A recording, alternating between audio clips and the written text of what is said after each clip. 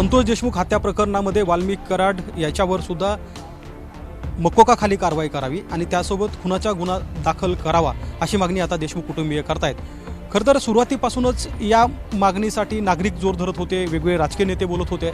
मात्र पहिल्यांदा देशमुख कुटुंबीय पुढे आलं आणि त्यांनी प्रश्न उपस्थित केला की वाल्मिक कराड याच्यावरती गुन्हा का दाखल होत नाही आणि याच मागणीसाठी या ठिकाणी मसाजोगमध्ये धनंजय देशमुख यांच्या घराशेजारी असलेले जे मोबाईल टावर आहे याच्यावरती चढून आंदोलन करण्याची घोषणा काल स्वतः धनंजय देशमुख यांनी केली आणि काही प्रश्नसुद्धा उपस्थित केले की CID जे मागच्या महिनाभरापासून 35 दिवसापासून तपास करते आहे त्या तपासाची माहिती कुटुंबियाला का मिळत नाही आहे। खरं तर ते म्हणतात की आमचा अधिकार आहे, हे प्रकरण इतकं संवेदनशील आणि मोठं होतं की त्या संदर्भात CID नेमकं काय तपास करते आहे याची माहिती कुटुंबियाला दिली जात नाही आहे। आणि या सगळ्या मागणीसाठी म्हणजे याची मागणी दुसरी उज्ज्वल निकम यांची सुद्धा आहे, ॲडव्होकेट उज्ज्वल निकम यांना या प्रकरणी आणावं, त्यासोबत पंकज कुमावत जे IPS केसमध्ये राहिलेले होते त्यांना सुद्धा या ठिकाणी तपास अधिकारी म्हणून नेमावं, अशा विविध मागण्यासाठी खरं तर गावकरी मागणी करतायत।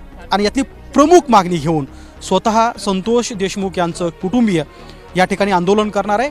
संतोष देशमुख यांच्या कुटुंबियांची जी प्रमुख मागणी आजची आहे ती असणार आहे वाल्मिक कराड यांना संतोष देशमुख यांच्या हत्या प्रकरणातील आरोपी बनवावं आणि त्यांच्यावर मोका अंतर्गत कारवाई करावी।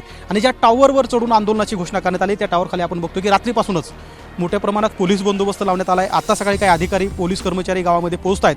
केवळ हेच नाही तर या आंदोलनाची घोषणा झाल्यानंतर धनंजय देशमुख यांना भेटण्यासाठी या आंदोलनात सहभागी होण्यासाठी आजूबाजूचे काही लोक येण्याची सुद्धा शक्यता आहे। कारण मागच्या काही दिवसापासून आम्ही बघतो की 30-35 दिवस झाले मसाजोगमध्ये संतोष देशमुख यांची हत्या झाल्यानंतर मोठ्या प्रमाणात लोक या ठिकाणी येतात, त्यांच्यासोबत सहभागी होतात आणि कदाचित आज आपल्याला